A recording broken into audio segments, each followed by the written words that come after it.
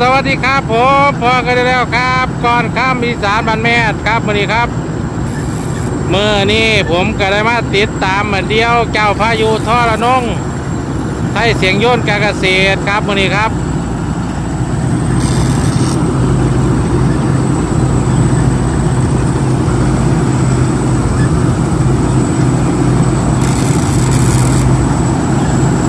เมื่อนี้วันที่29พฤศจิกายนครับวันนี้ครับวันจันทร์ครับวันนี้ผมก็ได้มาติดตามไทยเสียงโยนของถาวรการช่างครับคันนี้เบามีเป็นคนขับครับตอนนี้ครับ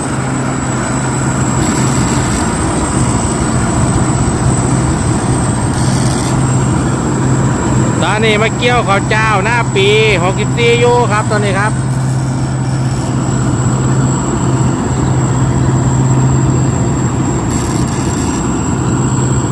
ติดตามชมเลยครับผม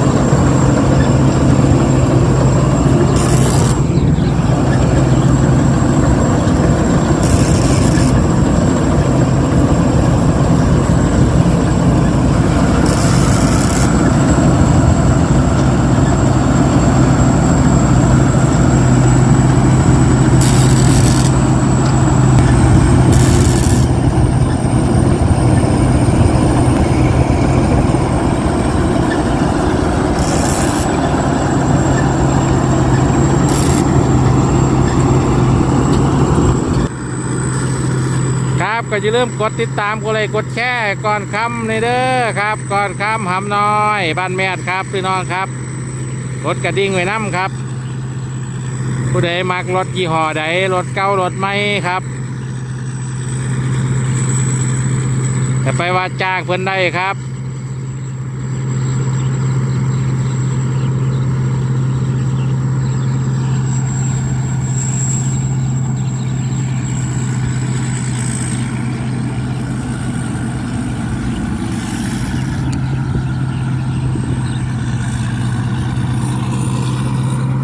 ครับพี่น้องครับผมก็สิขอล่าพระจ่าไปก่อนเด้อครับสวัสดิ์เกี่ยวแล้วก็อีกหลายอยู่ครับประมาณ5-6 ไร่ผลละครับ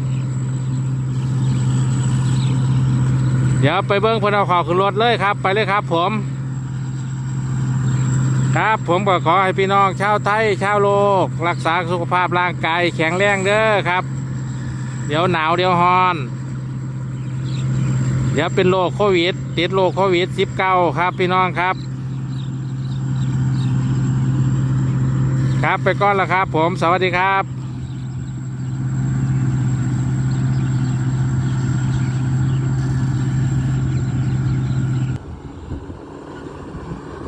ครับหลังจาก